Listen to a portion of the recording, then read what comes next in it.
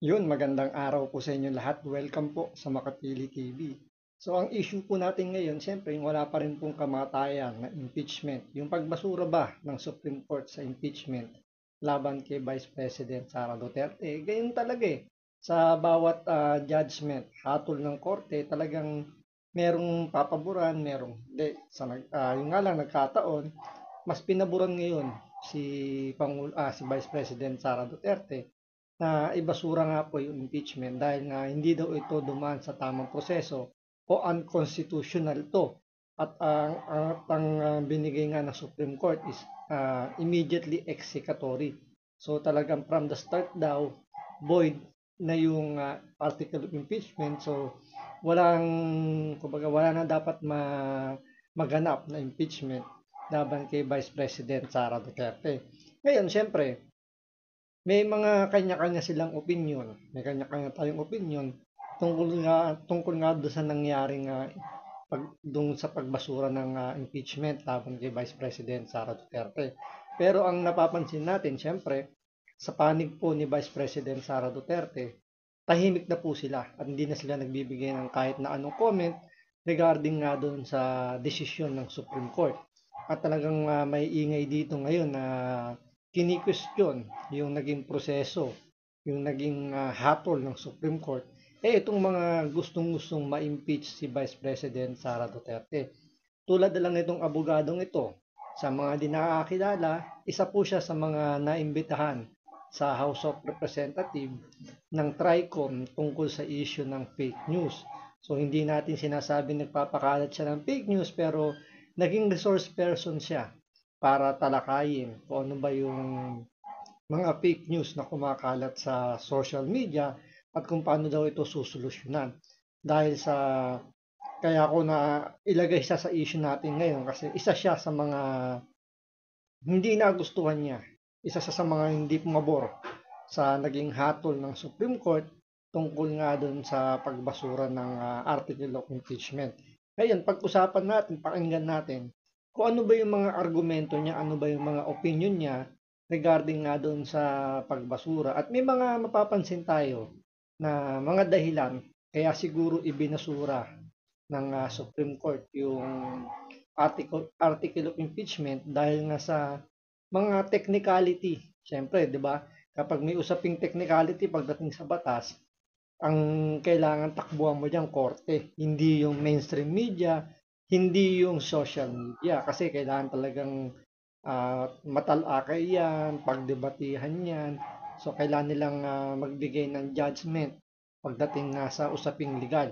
So, particular nga dito sa impeachment ni Vice President Sara Duterte, isa yan sa mga tinalakay o yan yung isa sa mga minotion ni Vice President Sara Duterte, technicality. So, ito panoorin po natin ano yung magiging sitwasyon ng Pilipinas, ano ba yung pwedeng mangyari, ano ba yung mga nangyayari, ano yung naging dahilan bakit ibinasura yung article of impeachment. So ito panoorin po natin yung kanyang opinion.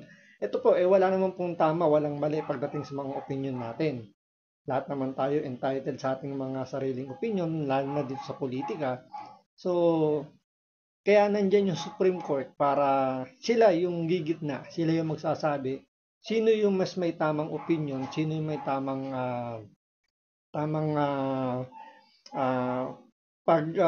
yung kung sino ba yung may tamang argumento pagdating sa saligang batas. So ito panoorin po natin at ano yung mga napansin natin sa kanyang mga argumento. So ito panoorin po natin. Una, magdidesisyon yung Senado yung magdidismiss. Di ba? Pag dinismiss ng Senado, yung House, lalapit sa Korte Suprema. Yung Korte Suprema talaga yung last resort.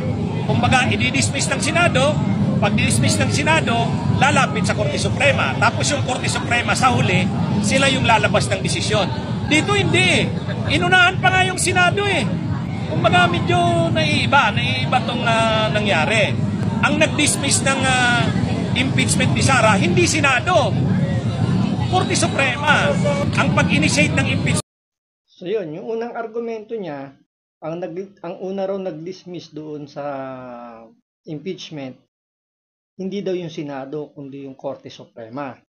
Ngayon, tingnan natin, sino ba yung naunang, sino ba yung nauna, o sino ba yung may tamang mag-dismiss ng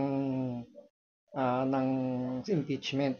Ngayon, tama naman yung sinasabi nito ni attorney kasi talagang Senado o yung impeachment court yung dapat magbigay ng acquittal o dismissal pagdating sa impeachment kasi sila yung naatasan.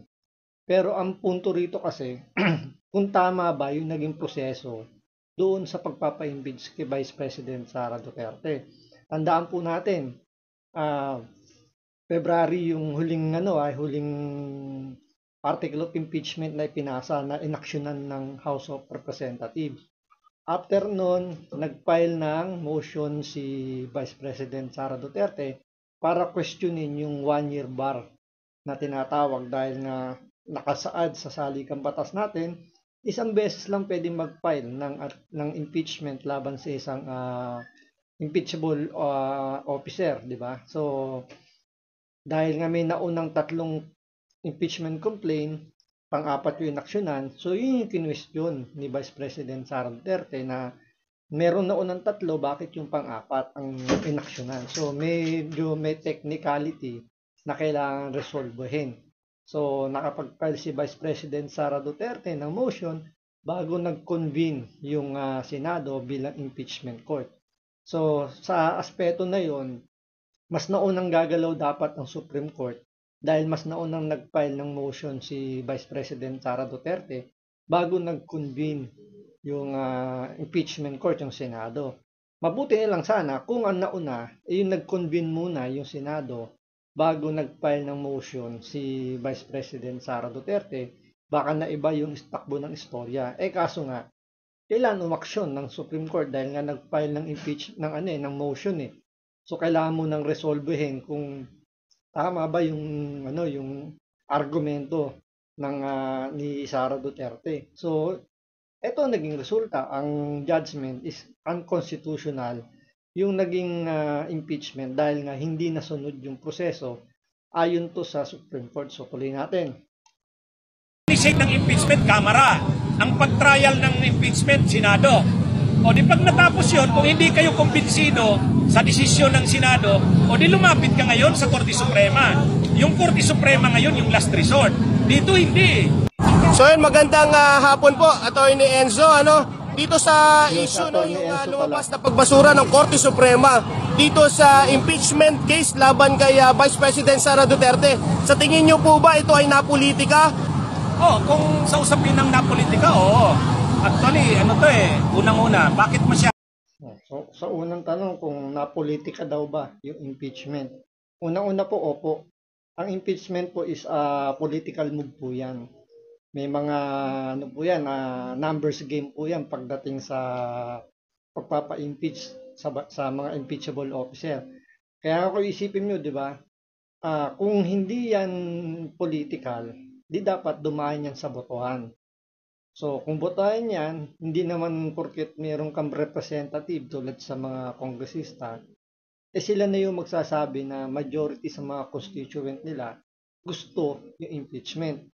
Diba? So, political po talaga to. So, mga congressman lang po yung nagbotohan para para mapa-impeach si Vice President Sara Duterte. Kaya 100% political talaga ang impeachment.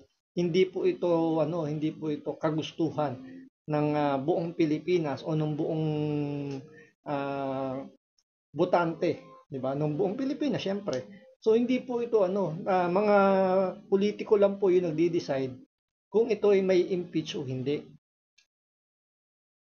Bakit masyadong minadali? Kumbaga nitong nakaraang linggo, grabe yung baha, nasuspend pa nga yung mga klase sa katrabaho. And yet, nag-session and bank, hindi na nahintay na mapalampas man muna yung mga pagbaha at pag-ulan, July 25. Ano pa lang noon, kahuhupa pa lang halos ng mga baha at walang mga trabaho, pero nag-session unbank. Ang ibig sabihin ng unbank, lahat lahat ng miyembro ng Korte Suprema. So ibig sabihin ganon nila binigyan ng importansya 'yon. So dito, inireklamo ni attorney na masyado daw minadali yung naging desisyon ng Supreme Court doon sa pagbasura ng impeachment. Dito, nagagalit siya dahil minadali daw ng Supreme Court yung desisyon. Pero pagdating sa Senado, minamadali nila na mag-start kagad yung impeachment dahil may forthwith daw. Diba? Parang selected lang yung pagiging pagmamadali. So, depende talaga kung sino yung nagsasalita. Kapag yung gustong-gusto talaga ma-impeach at nandun kagad sa may trial mag-start, gusto kagad nilang madaliin yung pagtatrial. Pero pagdating sa pag bibigay ng linaw, clarification regarding sa legal issue, ayaw nila ng minamadali. Tulad niyan, nireklamo niya parang bakit daw nagbigay kagad ng hatol yung Supreme Court, noong mga time na yon bumabaha pa daw. So, di ba dapat maging thankful pa tayo kasi kahit na ganun yung sitwasyon sa tapat, doon sa paligid ng Supreme Court, alam naman natin sa Maynila, di ba, talagang bahain yung area ng Supreme Court. Pero nakapasok yung mga judge doon para, yun nga, trabahuhin itong impeachment para magkaroon ng kaliwanagan. Pero nagreklamo pa rin sila na bakit daw pumasok pa yung mga Supreme Court judges para lang resolvehin itong issue ng impeachment.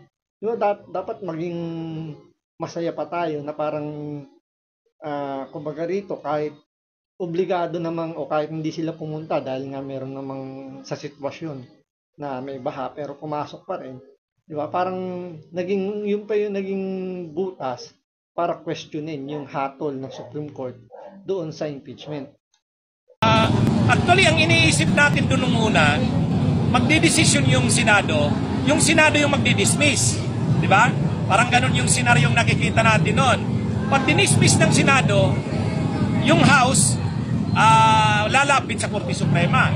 So, parang yung Korte Suprema talaga yung last resort. Kumbaga, i-dismiss ng Senado, pag dismiss ng Senado, lalapit sa Korte Suprema. Tapos yung Korte Suprema sa huli, sila yung lalabas ng desisyon. Dito hindi. Inunahan pa nga yung Senado eh. Kumbaga, medyo naiiba tong nangyari. Ang nag-dismiss ng impeachment ni Sara, hindi Senado. Korte Suprema. Dapat sana, dahil nasimulan na yung impeachment, dapat pinatapos. Kasi ang impeachment talaga, ang kapangyarihan na yan nasa Kongreso eh. Ang pag-initiate ng impeachment, Kamara. Ang pag-trial ng impeachment, Senado. O di pag natapos yun, kung hindi kayo kumbinsido sa desisyon ng Senado, o di lumapit ka ngayon sa Korte Suprema. Yung Korte Suprema ngayon, yung last resort. Dito hindi. Dapat sana talaga. Tama naman dito sinasabi ni attorney na ang Kongreso at Senado yung talagang nag-trial, yung gumaganap ng impeachment. Tapos yung impeachment court, sila yung magbibigay ng hatol. Gaya nga na sinabi natin kanina, di ba? Kung bago lang kasi to, tapos nakita ng Supreme Court na medyo siguro umaabuso na itong mga kongresista, itong House of Representatives. Siguro nanonood sila ng Quadcom, ng Tricom, ng mga committee hearing ng House of Representatives. Siguro nakikita nila doon na talagang, alam nyo yun, yung rule of law, tsaka yung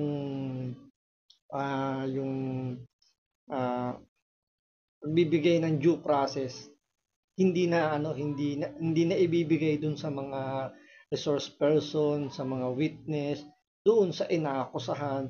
Kaya dito, parang binago. Hindi naman binago, pero in-emphasize lang ng Supreme Court na kailangan lahat mabigyan ng due process. Kasi lahat ng tao entitled doon sa due process na nakita ng Supreme Court na hindi ibinigay kay Vice President Sara Duterte, kaya niligwak itong impeachment na to. Sana talaga pinatapos yung impeachment. Kasi ang impeachment wala sa Supreme Court. Ang konstitusyon nagsabi, ang mag-i-impeach ay ang Kamara.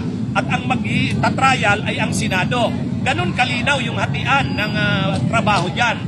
Ang Korte Suprema, siya yung lalapitan kung hindi ka kumbinsido sa desisyon ng Senado. Dito hindi. Tingnan mo, sabi niya, kung hindi ka kumbinsido dun sa hatol, yung Korte Suprema, yung tatakbuhan mo. Which is yun ang ginawa ni Vice President Sara Duterte. Diba? Hindi niya nagustuhan, sa tingin niya may mali doon sa pagpapa-impeach sa kanya, yung pag-ano ng impeachment. Question niya sa Supreme Court, which is yun, tama talaga, di ba? Tapos nagreklamo sila bakit daw nag-file si Vice President Sara Duterte ng motion para ibasura yung impeachment. Natatakot daw pa si Vice President Sara Duterte na alam niyo malaman daw yung katotohanan. Hindi naman yung katotohanan yung ikinakatakot dito ni Vice President Sara Duterte. Ang kinakatakot niya yung namimihasa na kasi yung House of Representatives na sila na lahat yung kumbaga pag nag-akusa sila, antimano guilty na kagad. Hindi na kailangan ng due process, hindi na kailangan ng explanation. Yes or no lang ang sagot. Diba? So yun yung nakita ni Vice President Sara Duterte. Kaya sinabi nga niya doon sa kanyang sagot nung yung yung Supreme Court nagbigay na ng kumbaga pinasasagot niya yung House of Representatives pati si Vice President Sara Duterte tungkol dun sa motion, 'di ba? Sumagot si Vice President Sara Duterte, sabi nga niya, piece of paper lang yung piece of garbage lang. Piece of paper lang daw yung article of impeachment. Pero yung House of Representatives, hindi nila sinagot lahat ng tanong hindi naman lahat. Kumbaga, yung lahat na tinatanong niya ng Supreme Court, hindi lahat yung sinagot. May ilan lang, selected lang yung sinagot ng House of Representatives. So siguro, yun yung isa rin sa mga factor kung bakit ibinasura yung impeachment. Kasi nga, bakit ayaw sagutin? At yan din yung tinatanong ng impeachment court ng Senado sa mga congressman. Bakit ayaw nyo sagutin yung tinatanong ng impeachment court? Diba? Panayang sigaw nyo ng fourth with. Pero dahil nga sa hindi nyo pagsagot doon sa tinatanong, tumagal yung pag-trial ng impeachment. Kaya yun yung naging mga factor na siguro tiningnan ng Supreme Court kung bakit sila nakapag-decide na unanimous ibasura yung impeachment. Hindi, wala nang trial kasi pinatay na ng Korte Suprema. So, bagamat pwedeng ipilit ng Senado kung talagang matapang ang Senado pwede yan. Pwedeng gawin yan ng Senado. Kaya lang magkakabanggaan ang Senado at saka ang Korte Suprema. Pero kung yung Senado talaga matapang, halimbawa, ang karamihan talaga ng nanalo ay mga senador na palaban. Ang problema kasi ang mga nanalo ng May 2025, Marcoleta Aimee, Camille Villar, ay wala. Kaya diba, lagi nating sinasabi nung panahon ng kampanya, dapat ang manalong mga senador nung May, dapat yung mga mag-i-impeach kay Sara. Kaya ngayon, sa tingin ba natin ang mga senador? Tingnan nyo, sinasabi ng mga gusto magpatalsik kay Vice President Sara Duterte na maraming kababayan natin daw ang gusto na ma-impeach si Vice President Sara Duterte. Pero ang tanong, bakit yung mga senador na ayaw ma-impeach si Vice President Sara Duterte ang nanalo? So ibig sabihin lang, yung survey na lumabas, hindi totoo sa nangyaring resulta doon sa eleksyon. Kasi yung mga nanalo, mga ayaw matuloy ang impeachment kasi ayaw nilang ma-impeach si Vice President Sara Duterte. Ilan lang ba yung tinatanong doon sa survey? Minsan nga, hindi nga nila sinasabi kung ilan yung respondent. Kung sabihin man nila, ilan ang respondent ng 2,500.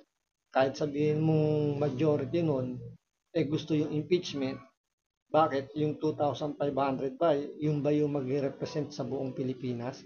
So, ibig sabihin, for example na lang, yung naging peace rally ng Iglesia ni Cristo na umabot ng almost 1 million, sila ayaw nila ng impeachment. So, ibig sabihin, baliwala yung kanilang panawagan at yung may dating yung 2,500 na sinurvey ng isang survey firm, di ba? Doon pala makikita nyo na hindi lang dahil gusto matuloy yung impeachment, gusto nilang ma-impeach si Vice President Sara Duterte. Gusto lang nilang magkaroon ng impeachment para lang makita kung sino yung mas may parang makita lang kung paano mapahiya yung mga may gusto lang matuloy yung impeachment. Kasi yun yung parang brainwash ang nangyayari. Parang minamind conditioning na yung ginawa ni Vice President Sara Duterte pasok doon sa betrayal of public trust at sa corruption. Yun yung lagi lang sinisigaw para mapalabas lang talaga, may tatak lang sa utak ng mga Pilipino na corrupt ang mga Duterte. Mga senador ngayon, magdi-decide sila na suwayin ang Korte Suprema. I doubt. Hindi nila gagawin yan. Ngayon, assuming lang, yung Senado ay suwayin ang Korte Suprema, constitutional crisis yan. Kasi ibig sabihin, hindi na sinunod ng Senado ang Korte Suprema. Lalong magiging Sa yan, di ba? Bakit yung mga senador ngayon nag-aalinlangan silang wag sundin yung Supreme Court? May mga abogado diyan na senador na sila ay sumumpa na kung ano man yung magiging resulta ng hatol ng Supreme Court ng hukuman na magiging batas, kailangan nilang sundin. Kasi nga, ang Supreme Court lang naman talaga binigyan ng kapangyarihan na magbigay ng judgment na whether ito'y pabor o hindi pabor dun sa nag-file ng kaso, wala tayong magagawa. Kailangan sundin natin kung ano yung hatol ng Supreme Court. Tulad na lang nung anak ni Boying Rimulya, di ba? Nahulihan yun ng drugs. Hindi nag-resign o hindi malang nag-leave si Boying Rimulya. Tapos biglang ang bilis-bilis ng proseso, na-acquit. So wala tayong magagawa. Yun ang hatol ng korte. Kahit na fiscal pa lang yung nag-dismiss, still court pa rin yun, kailangan nating sumunod sa proseso. May narinig ba kayong nagprotesta, nag-ingay itong mga abogado na to, itong mga congressman, yung mga nasa gobyerno natin? Wala, di ba? Walang nanawagan na sa Supreme Court na mag-file ng motion man lang. Di ba? Doon yung makikita na talagang kapag ang gobyerno natin may pinapanigan lang o meron lang gusto talagang tumbukin at doon lang talaga sila nakapokus, yun lang talaga pagtutungan ng pansin. Tulad na lang itong impeachment. Diba? Kahit na nagbitaw na nga yung Supreme Court ng desisyon, ayaw pa rin nilang tantanan, ayaw pa rin nilang sumunod, ayaw nilang tumalima. Ngayon, itong mga senador, kaya gusto nilang sundin yung Supreme Court decision dahil yun naman talaga. Siguro yung iba takot din dahil nga sa pagkakaalam natin merong kapangyarihan ng Supreme Court na magpakulong kapag ito yung direct contempt or indirect contempt na mga ganyan. Pwede nilang gamitin yan kapag hindi nila sinunod kung ano man yung hatol ng Korte Suprema. Alam nila yan na may ganyang kapangyarihan ng Supreme Court, kaya nag-aalangan ngayon yung ibang senador na ituloy pa yung impeachment. At the same time, alam nila na magkakagulo lalo kapag nagkaroon ng constitutional crisis, kasi sino na yung magbibigay ng hatol sa mga usaping legal, lalo na kung usaping saligang batas ang pinag-uusapan.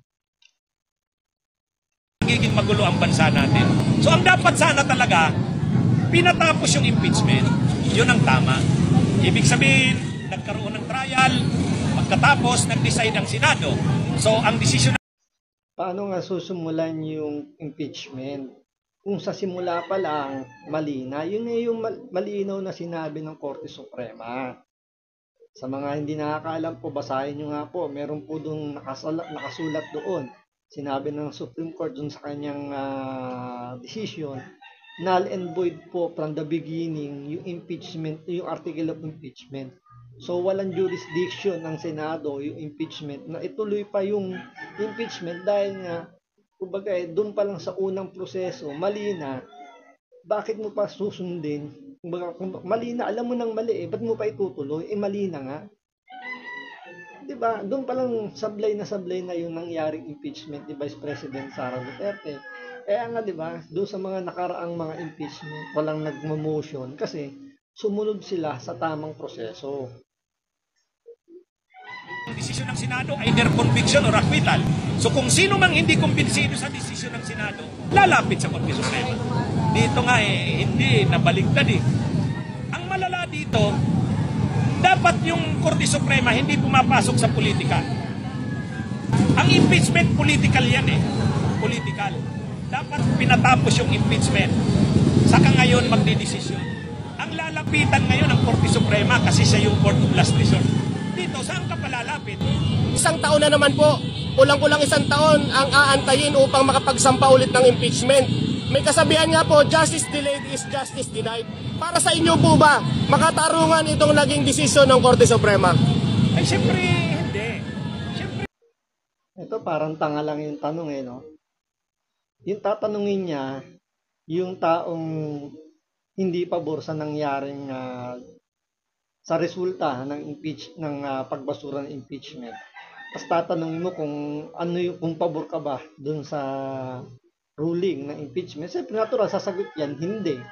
Hindi na kailangan tanungin nun. Tapos sasabihin niya rito, justice denied, justice delayed, justice denied. So, nung una nagrereklamo sila na bakit daw ang bilis bakit daw minadali ng Supreme Court yung pagbibigay ng hatol kung merong bang kung unconstitutional ba o constitutional ba yung impeachment. Hindi mo rin maintindihan na tinrabaho ng Supreme Court para mabilis yung kung meron bang jurisdiction yung Senado para dun sa impeachment. Pero ang sinisigaw nila ngayon, justice delayed, justice denied. So, ano ba yung tinutukoy nila rito? Yung paghahatol ba ng Supreme Court? O yung ginawang pag-remand ng impeachment court doon sa article of impeachment papuntang Kongreso? So, hindi natin maintindihan dito, pero ang pinag-uusapan dito, Supreme Court decision. Paano nagkaroon ng justice delayed sa justice denied? siyempre hindi. Kasi kahit yung February, ang hirap na niyan. By February 2026, ang lapit na sa eleksyon. So ito yung February sinasabi niya, ito yung pwedeng uling mag-file ng impeachment kasi hindi naman sinasabing unconstitutional na, hindi na pwedeng magsampa ng kaso ng impeachment. Pwede pa rin mag-file, pero yung 1-year bar. So yung February, kung di tayo nagkakamali, doon ipinile yung pang-apat na article of impeachment na dininay ng Supreme Court. Kaya February na uli magpapile ng panibagong article of impeachment. So better luck next time, sabi ng Supreme Court. So February na ngayon yung So ngayon dito sinisisi rito ni attorney na bakit daw February. So may hirapan na daw dahil sa paparating na raw yung presidential election. Ang sisihin mo yung House of Representatives, bakit February nila ipinasa yung pang-apat na article of impeachment. Hindi naman ang kampo ni Vice President Sara Duterte ang nag-file ng pang-apat na impeachment sa February. So kung may problema ka sa February, ang sisihin mo sa tambaluslos. Eleksyon. Tandaan natin by October 2027 magpa-file na ng candidacy. At ang eleksyon sa 2028 ay presidential. Ang preparation sa presidential election, 3 years. So ibig sabihin, I doubt kung yung mga kongresista at mga senador bibigyan pa ng pansin ng impeachment.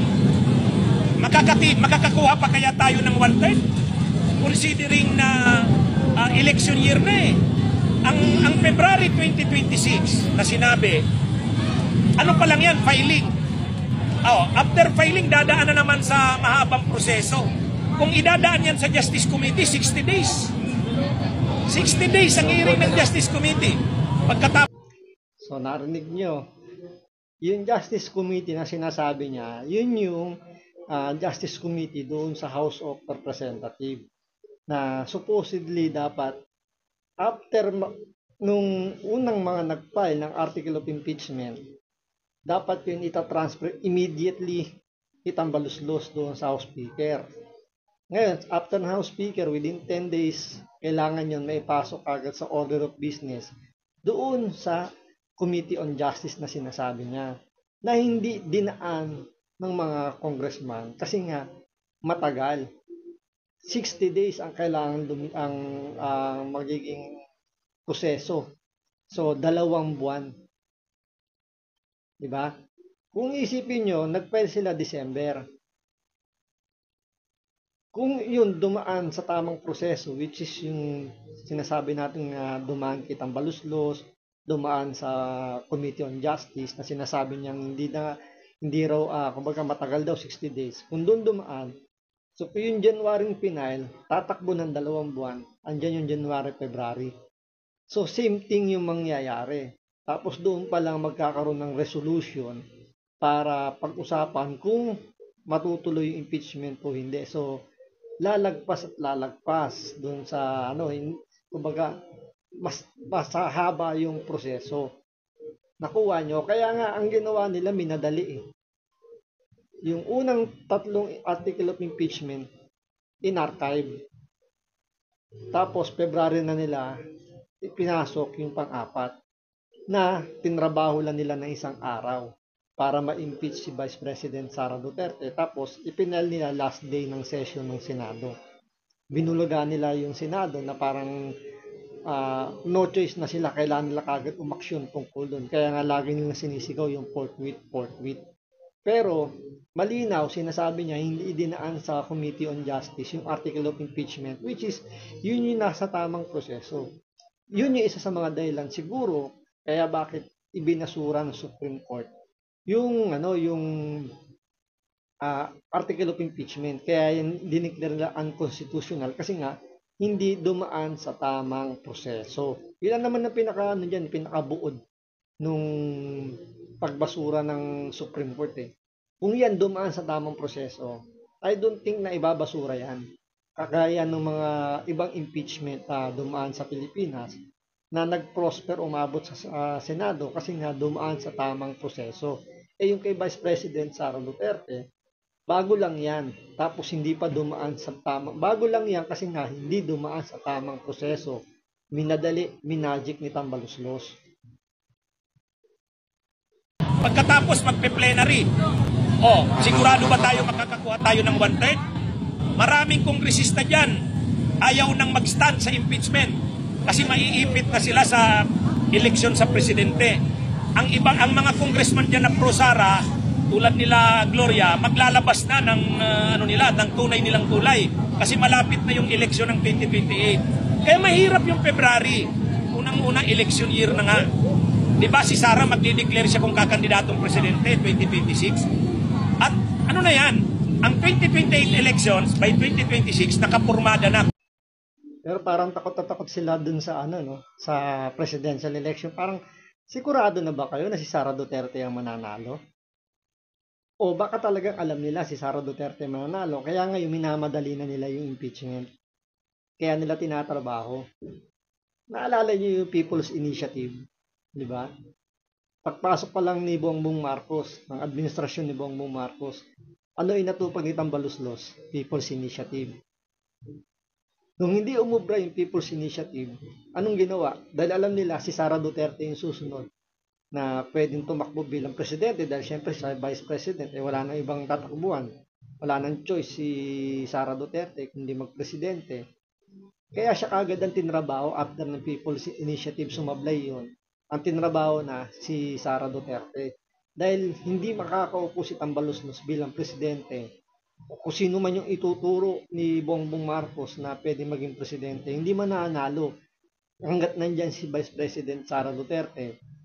Kaya itong mga to, alam nila na malakas talaga si Sara Duterte pagdating sa 2028. Kaya yung mga congressman na bumoto sa pag-impeach kay Vice President Sara Duterte, alam nila pagdating ng 2028, mahihirapan na silang manalo.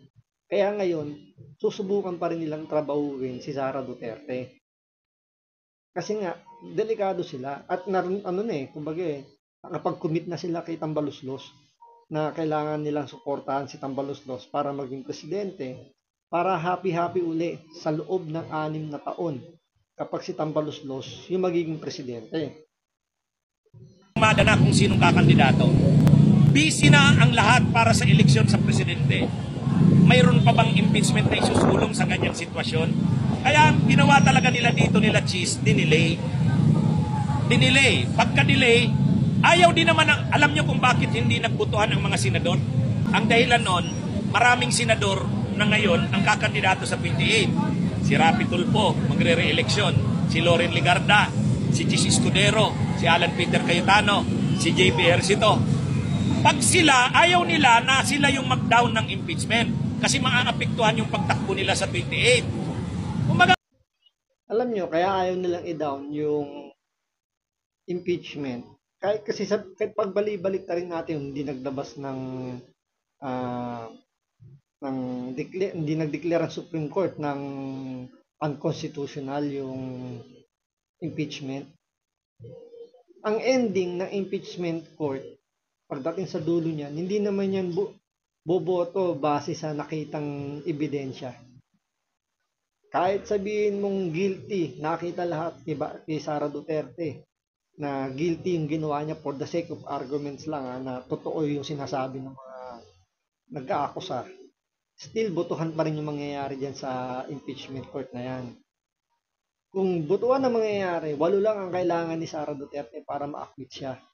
At yun ang lalabas, sobra-sobra pa. Kasi nga, kung tingnan nyo sa nakarang eleksyon, doon sa mga nanalo, plus doon sa mga naiwan, sobra-sobra pa sa 8 ang nakuha na, yung makukuha ang boto ni Sara Duterte para ma-acquit siya sa impeachment. So, baliwala rin. So, tatagal lang, gagastos lang ang gobyerno. Sabi nga rito ng OBP, nakatipid po ang ating bansa ng mahigit 600 million kung hindi matutuloy yung impeachment. So, malaking halaga po yun.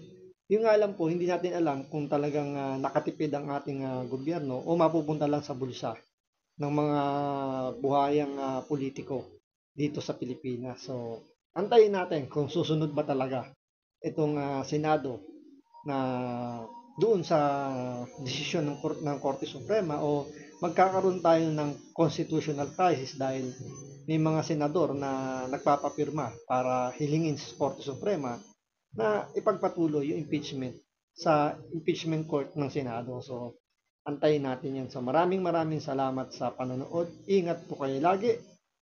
God bless.